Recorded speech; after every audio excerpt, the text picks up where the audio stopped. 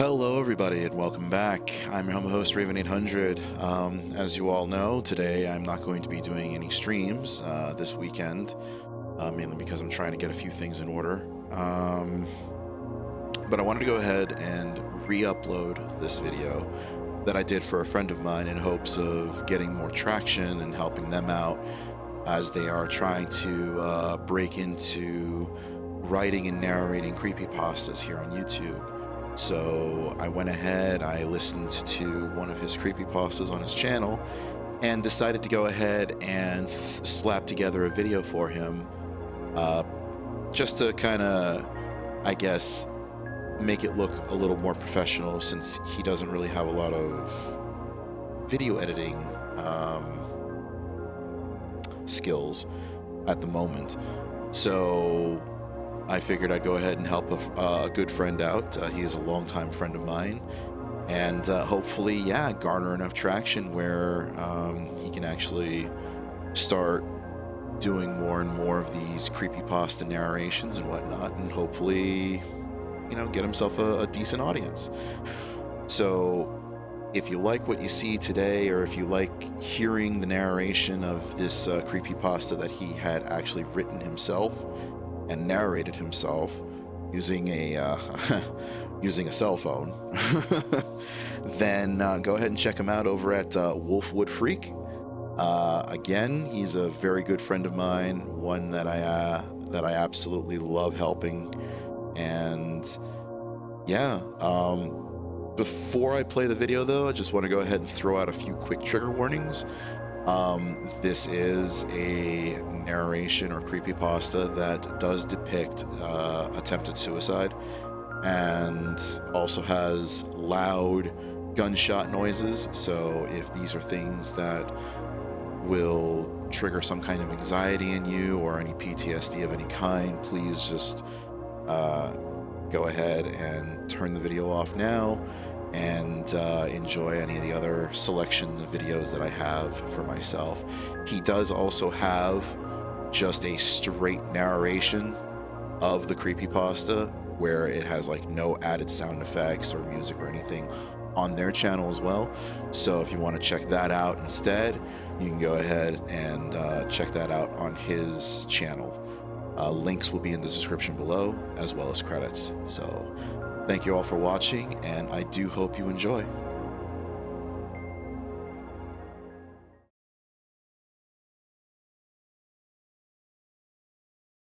Entropy. 1. A thermodynamic quantity representing the unavailability of a system's thermal energy for conversion into mechanical work, often interpreted as the degree of disorder or randomness in the system. 2. Lack of order or predictability, gradual decline into disorder. You would think the worst part of dying is the nothingness, or, if you're religious at least, the unknown beyond, for good or bad. But it's not. The worst part is the fear, dread of the known, and coming back knowing that there is something after we perish. I say this because what's on the other side is worse, far worse than anything we've ever feared to conceive. Like most people my age, I grew up never really being happy. Sure, I've had good days, a handful of truly great ones, not figuratively but bona fide grandiose moments. But even in them, I felt that tinge, that splinter in the mind that won't let go. Even as you try to be in the moment, regardless of people or substances encouraging you, that feeling of whatever is inside reaches into you and wrenches you loose. Sometimes a voice of doubt, sometimes an ever-present foreboding blanket of discontent. All the manifestations of my sorrow, or rage, or paralytic bitterness were an alliance of agonizing antipathy. Sometimes the wails and whispers in my psyche were louder than the blistering metal I'd used to try and drown out how hopeless my own mind made me think I was. The internet only mildly distracted. Sometimes nights would be a silent audio-visual reminder of why I can't seem to smile, blaring into my headsets. Wars, injustice, genocide, corruption, apathy to suffering and poverty. As a child, I was certain that the modern society I was raised in would have spawned the utopia we were all promised we would grow up to inherit. It wasn't until my teens, wherein I retreated to books, computers, and ironically my own brain, that I discovered the irony of the word. Utopia stems from Greek words which, when combined, meant no place or nowhere. How poignant for our current ideals and state of affairs globally, in so many ways. Watching things devolve or outright regress in a handful of regards, I found very few reasons to soldier on for better, or for a better day. When you run out of reasons, out of ways to find a way to go on, you stop trying to go on. In my case, when you're out of ways to go on, you find ways to check out. My exit strategy was my pistol, 1911, golden burnt yellow. When I cared about things, it was one of my most prized possessions. Now, it would be my deliverance from the hamster wheel of being let down by the dawn, the cycle of senseless suffering. How fitting, falling like a shamed, defeated samurai. It would be messy, but if done right, quick and painless. Despite my stringent Roman Catholic upbringing, I was an advocate of science and decided this was best. Pills might get uncomfortable, and I couldn't guarantee using other means would be fast enough to make it not torturous. Loaded. Chambered. Aim. Deep breath.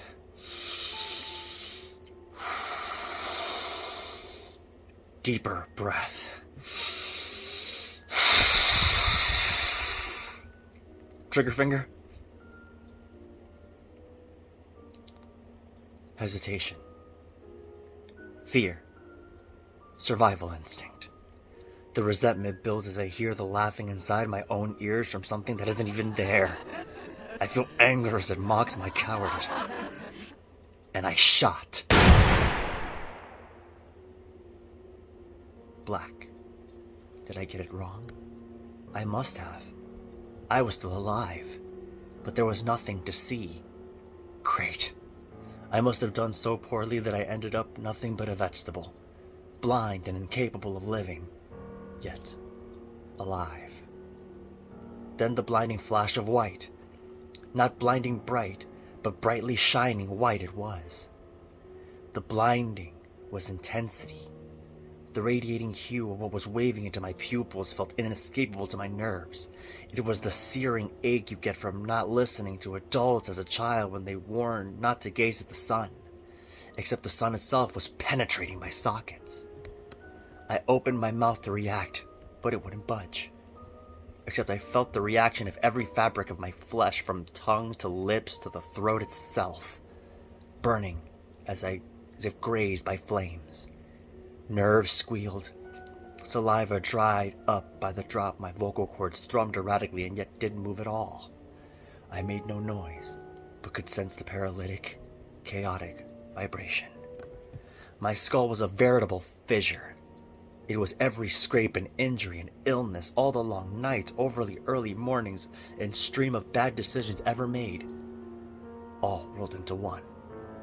Every neurological and physical sensation of discomfort in the history of my life rolled itself into one ballista and devastated my mind with unrelenting fury.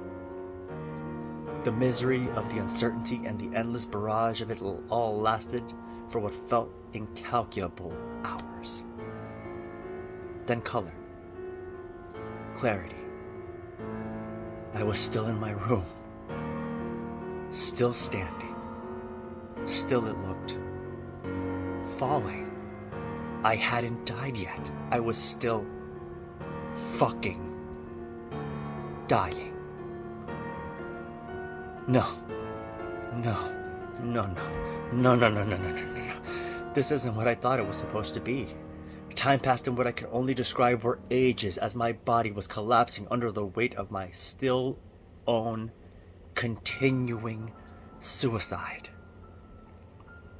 The electrical firestorm of my nerves going into overdrive kept me focused on the pain and nothing else.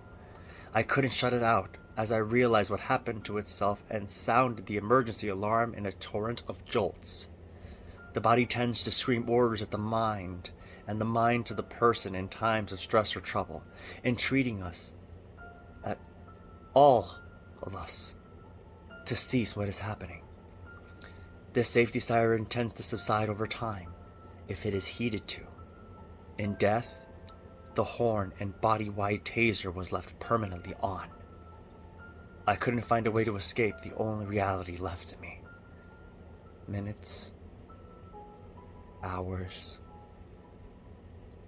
days. By the time I felt what I realized was finally my blood escaping me, something new and altogether horrifying manifested. It started like a tug, a gentle cold, piercing pull, metallic, unsympathetic. It spread from my brain first, then out. My face, chest, every nerve, every atom.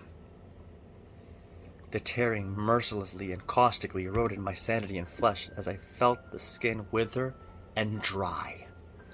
My blood leaked and clotted in my veins. The moisture from my eyes and mouth escaped me.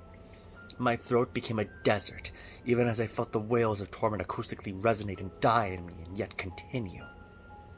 All an eternal chorus of mute, maniacal, melancholic madness, buried in the coffin of my body. My organs ceased. I felt that which functioned release at once, and my heartbeat began to wane. And then came the true extent of my fate. That feeling of pincers peeling pieces of me away immensely grew, not from without, but within. My cells, atoms, they fell apart. My body collapsed and ripped at the seams as every microscopic piece that made me myself was exploding in opposing directions. Is this death? Feeling the essence of a person fall away into nothing as we feel it happen slow enough to last another lifetime? They say your life flashes before you when you go. Is this the flash? Feeling the laws of physics and thermodynamics abrade my entire body from the inside? It took what felt like days before this all became too much. My eyes shut on it, trying to push away the last moments, the last eons that would come, until I realized it would never come. How long had I been here? Weeks? What if it? What if it never? I don't know when the doctors revived me. I just know I woke up in the emergency room. I apparently grazed my brain, and the recoil of the weapon in hand caused an impact angle that, while traumatic, was not fatal. I was lucky to be alive nonetheless, I was told. They have no idea how right they were. I can't die. I don't want to die.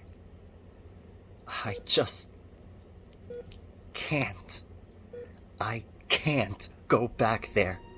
I'm not strong enough to endure the incomprehensible agony. Not again. I'm not strong enough. I'm not. I'm not. I'm not. Some people say death is sweeter than suffering. Those people never died.